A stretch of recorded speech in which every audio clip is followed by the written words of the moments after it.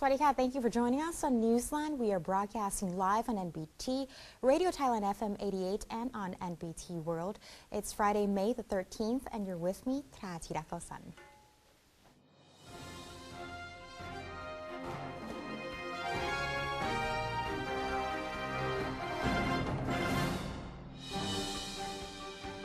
And welcome to today's segment of Thailand Moves Forward. In our first story, Prime Minister General Prayut Chan-o-cha has clarified to a U.S. representative that his administration complies with human rights principles and has expressed gratitude for the country's understanding of the Thai political situation. Admiral Dennis Blair, chairman of the Sasakawa Peace Foundation USA, paid a courtesy call on General Prayut at Government House to discuss several topics. Deputy Government Spokesman Major General Wirachon Sukhontapatipak, who accompanied General Prayut during the meeting, revealed that the Premier assured Admiral Blair of the government's adherence to law and human rights principles when making arrests and taking judicial action against lawbreakers. He insisted that citizens are guaranteed full freedom of expression within the legal framework. As for the national reform process, General Prayut confirmed that general elections will take place in 2017, as stipulated in the administration's roadmap. He also gave details on the guidelines for various areas of reform and said any advice from the U.S. would be welcome. Major General Wirachon pointed out that Admiral Blair has extensive experience both in the military and administration. Therefore, he has a clear picture of Thailand's reform process. During the discussion, Admiral Blair showed an awareness of political developments in Thailand, as well as the reasoning behind the military takeover of the administration. He also expressed his confidence that the Prime Minister will be able to overcome all impending challenges. The Prime Minister has welcomed a network of alliances called Friends of Thailand who have come to study His Majesty the King's philosophy of sufficiency economy. The group consists of foreign ambassadors and members of the United Nations. They are scheduled to observe several royal projects that operate in accordance with the philosophy. General Prayut hopes the visiting observer group can use this knowledge and apply it in their own countries. The Premier said Thailand is determined to cooperate with the international community in all respects, especially in the areas of investment and information technology. He also told them Thailand is ready to become a value-based economy that is driven by innovation. General Prayut added that his government places great emphasis on promoting economic growth via the Thailand Plus One business model. Through this concept, foreign businesses are able to diversify their investments in Thailand to include neighboring countries. Foreign Minister Don Paramatwinai met with U.S. Ambassador to Thailand Glyn T. Davies and discussed various issues in the kingdom and the ASEAN region. Yesterday's meeting began late afternoon and went on for about an hour and a half, and the U.S. ambassador told the press that the two main topics of the discussion were the South China Sea territorial dispute, particularly the claims made by each contesting nation, and U.S. concerns about human rights in Thailand, especially freedom of the press. He said the meeting also touched upon the upcoming referendum. During the press conference, the foreign minister described the role of Thailand regarding the South China Sea conflicts. We were the coordinator of ASEAN on South China Sea in the past 3 years, and we have worked on it. We have achieved a certain degree of success, starting with DOC, and we have embarked on the negotiation on the COC. And then we have to pass on once the term as a coordinator has expired. Then we pass it on to our friends in Singapore. So this is how we stand at the moment. And then what comes next? It's simply up to how one read into the scenario. We simply would watch how things develop. But as a professional diplomat, we would encourage dialogue. Dialogue is the best solution to any conflict. Now, I hope that you would understand that at any conflict at all, any hotspots have in the past been resolved by process of dialogue. And we hope that it would still work in the case of SCS.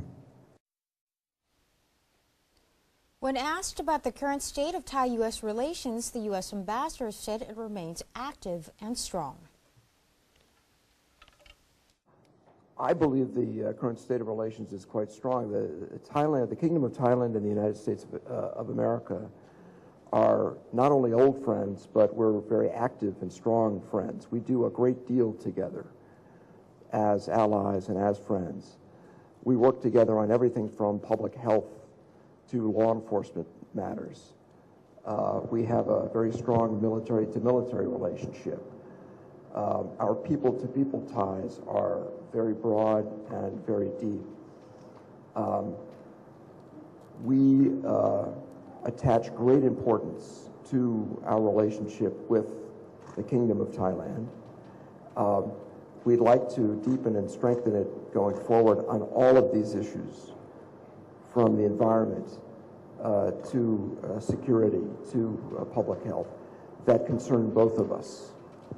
And I think the fundamentals of the relationship remain very, very strong as we move forward, work together on all of these many, many areas.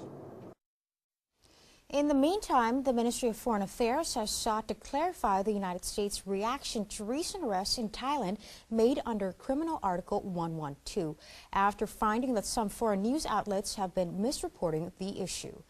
After thoroughly reviewing the U.S.'s stance on Thailand's use of Article 112 and its Computer Crimes Act, the Ministry of Foreign Affairs has addressed 3 points. Firstly, it has confirmed that the U.S. State Department has not released an official statement on the issue. Secondly, it has clarified that some comments were only answers to questions by agents of the State Department East Asian Office and not by the office's spokesperson, while the term condemned was not used in the answers as reported. Thirdly, the ministry said that the Thai government respects international human rights and values all freedoms, and that its actions are based on maintaining stability and unity in the kingdom during this time of reform. Thailand and the United Arab Emirates have agreed to strengthen ties in all fields, especially economy and trade. The two countries will also coordinate more on foreign affairs. Foreign Minister Don Paramatwinai welcomed his UAE counterpart, Sheikh Abdullah bin Zayed Al Nahyan, who is an official visit to Thailand. The two ministers later attended the first meeting between the Thai and Emirati Joint Committee on Economic, Trade and Academic Cooperation. The meeting discussed the development of bilateral and multilateral cooperation between Thailand and the UAE on trade, investment, energy, national security, military, tourism, culture, education, and labor. After the meeting, the two countries signed MOUs on cooperation between Thailand and the UAE and bilateral talks between each country's Ministry of Foreign Affairs. Following investigations, experts have turned down reports of a leakage of cobalt-60 in Bangkok, clarifying that inside the mysterious container was indeed iridium-192. Related officials were dispatched to Soi Pahon Yotin 24 in Chatuchak District, Bangkok, to inspect a container suspected to be the source of a leakage of cobalt-60, a radioactive material that is hazardous to people. Police, along with Chatuchak District officials and experts from the Health Department of Bangkok Metropolitan Administration, quickly arrived at the site at around 3 p.m. to investigate the incident. The officials found a radioactive substance container with a warning label, and the container was still intact. Experts from the Office of Atoms for Peace were then called in to examine the item to ensure safety for people in the neighborhood. After a thorough inspection, the experts identified the substance inside the container as iridium-192, not the deadly cobalt-60. No radioactive leak was detected in the area. The Ministry of Labor is urgently producing more logistics professionals in preparation for transport and international trade businesses. Labor Minister General City Chaidisakun on Thursday presided over a ceremony to present training certificates to 51 people who participated in the ministry's project on the development of logistics professionals last year. The minister said the Department of Skill Development and the International Freight Forwarders Association had been collaborated on the project since 2009 and had produced 700 logistics professionals so far. The project helped tackle a shortage of skilled professionals in transport and international businesses and produce human resources to meet the demands of entrepreneurs. HR development for the logistics sector has helped equip the country for the ASEAN Economic Community as well as the 10 special economic zones in Thailand. The National Legislative Assembly, or NLA, has approved a draft that will allow the Bangkok Metropolitan Administration, or BMA, to set aside more pension funding for its officials. The NLA has reviewed a draft act on pensions for BMA civil servants as proposed by the Cabinet. Deputy Interior Minister Suthi Makbun explained to the Assembly that pension payments for Bangkok civil servants have risen continuously, making the capital's present pension fund insufficient.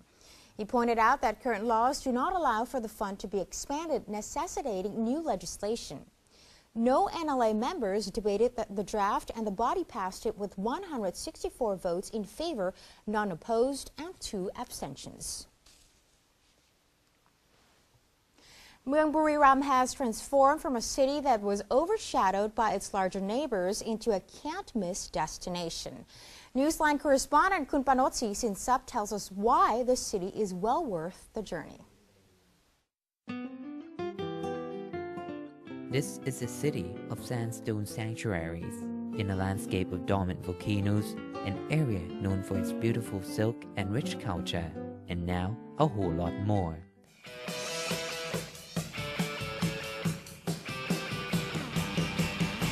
Buriram is no longer just a town along the way, but has become an amazing destination in southern Isan, a place where travelers can sense its role in the ancient Khmer civilization and revel in its modern image as Thailand's new drawcard for football and international water sports.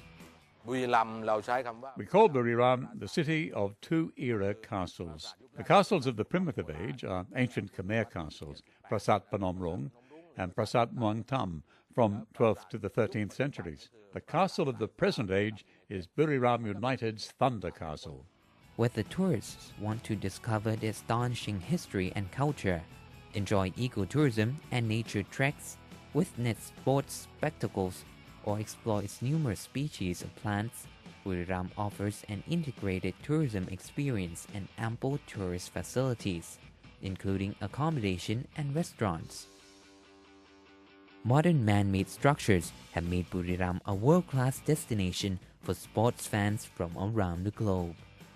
Chang International Circuit, the first circuit in Thailand that has been certified as the highest level by the International Association of Motorsports and Motorcycling, holds several international events which boosts the increasing number of visitors to Buriram. Another international site is the iMobile Stadium, or the Thunder Castle, a football stadium that meets FIFA's world-class standard. Apart from the historic Prasat Phnom Rung, Thunder Castle has now become Buriram's iconic place that tourists must visit. Meanwhile, Plela Plain Floral Park is also a world-class attraction where tourists can study and enjoy seeing exotic cool climate plants and colorful flowers such as lilies and tulips. Mr. Chu Kiet says this year TAT is promoting the Must Not Miss City Plus campaign, which is Buriram Plus Surin. Since Surin is just 50 kilometers away from Buriram, tourists can travel to, for example, the Elephant Village and the Weaving Village in Surin Province after visiting Buriram. We believe that Buriram and Surin, the Must Not Miss City Plus, will generate more tourists coming in and out of the 2 provinces, as well as enhance ASEAN Connect tourism. As one of the 12 hidden gems, Buriram is attracting more and more tourists from all around Thailand, ASEAN countries, and the world. Where else can travelers find this kind of combined tourism experience if not Buriram. Panos Sisansak, NBT World, Buriram. And that's the end of today's edition of Thailand Moves Forward. Before we take a break, let's take a look at the exchange rates and commodity prices.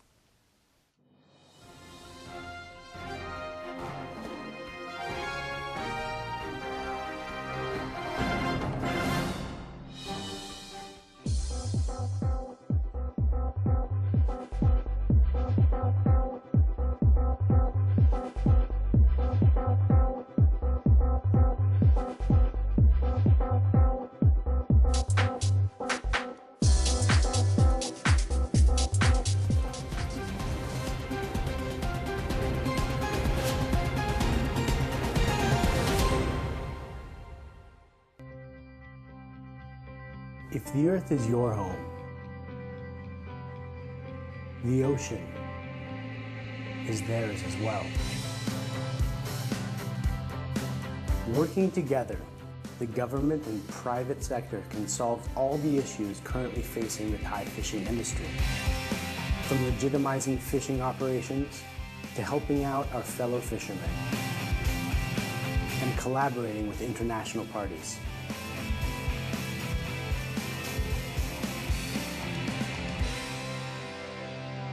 ตอนนี้ถึงเวลาแล้วนะครับที่เราจะต้องมาร่วมมือกันทำให้มันถูกต้องมันก็ต้องปรับตัวในช่วงแรกแต่ในระยะยาวมันก็คุ้มค่า ถ้าไม่มีอาชีพนี้เราก็ไม่รู้จะทำอะไรกันแล้วผมก็พร้อมครับที่จะเป็นส่วนหนึ่งในการแก้ปัญหา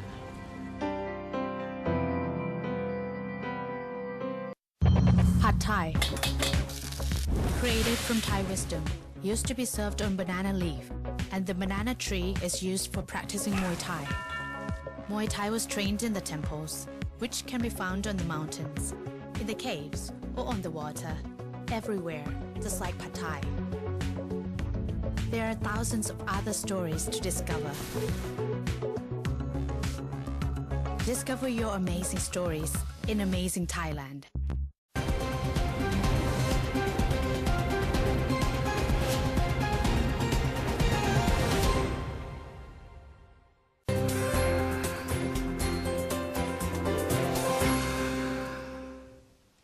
Welcome back. You're watching Newsline. More than 200 media professionals from Asian and Pacific countries are attending the second ABU Media Summit on Climate Change and Disaster Risk Reduction, co-hosted by the Asia Pacific Broadcasting Union and Thai Public Broadcasting Service, or Thai PBS. The theme of the summit is Media Meets Climate Change and Disaster Challenges, a meeting that welcomes all stakeholders who are concerned with climate change and disaster risk reduction. The Secretary General of ABU, Dr. Javad Motagi, said that this second summit on climate change and disaster risk reduction is a good opportunity to review the media's work on these issues. As several sectors concerned with climate change and disaster risk reduction have joined the summit, they can collaborate to implement an ongoing process. To make the summit truly meaningful, Director General of Thai PBS, Krisada Ruang Arirat, stated that academics and members of civic societies need to identify how to overcome current challenges to arrive at the best practical solution. At the second summit, we are pleased to have a representative from various stakeholders, such as the media, civil society, volunteer, academic people, professional association, and government organization. It is therefore our chance to share it, and I hope that we will be able to share our knowledge and experience in this summit. Furthermore, he announced there will be a Krabi declaration defining how the stakeholders will work together.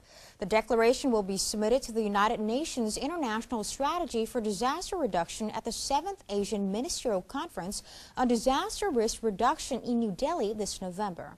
The summit in Krabi began yesterday and ends on May 14th. Thailand is hosting Intermac 2016 concurrently with Subcon Thailand 2016, two high-profile events in Austin's industrial sector. Newsline's correspondent Kun Naak Rojana Suwan has more.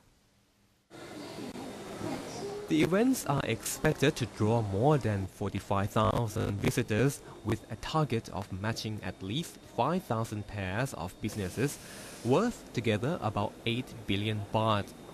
At the events, over 150 items of new innovations are being debuted in Thailand and ASEAN. Intermag is the only industrial machinery exhibition that focuses on machine tools. It is the first international industrial machinery exhibition of the year that perfectly timed with the industrial procurement cycle. This exhibition is the ideal platform to launch and introduce new machinery and equipment to target buyers from all of ASEAN, attended by over 40,000 quality trade visitors from 46 countries, especially Thailand and ASEAN. The Subcon Thailand 2016 features approximately 300 subcontractors from many different industries and countries, while showcasing products from automotive, electronics and electrical goods, plant, machinery and equipment, manufacturing, fabrication, and repair and maintenance industries. During the events, Dr. Achaka Sibunryang, Minister of Industry, said that the events will help Thailand show the country's readiness for being the region's center of high technology and sophisticated industries. She also mentioned about the opportunity to expand the auto industry to cover the manufacturing of aircraft parts. Because the Thai auto part industry is quite strong, so we think that they have potential to move up to more high-tech industries. And the aircraft parts makers, although it's more high-tech, more difficult, but I think the principle of producing aircraft, aerospace parts are quite similar to the auto part industry. So we think that there's a great possibility for a great potential for Thai part makers in the automotive industry to explore opportunities in this industry. Meanwhile, Mr. Jimay Asing, CEO of the United Business Media Asia Thailand, the event's organizer, talked about the benefits of the events and their target audience. Actually, the manufacturers in Thailand, so all production companies in Thailand, but we have widened the scope. So it's not only an exhibition for Thailand, it's an exhibition for ASEAN. So we have delegations from Myanmar, from Vietnam, from Indonesia, from Philippines. So it has become a regional exhibition for the manufacturing industry in Southeast Asia. A large number of visitors and buyers, as well as major machinery manufacturers from over 10 countries, have been invited to take part in the business matching program, which is one of this year's key activities.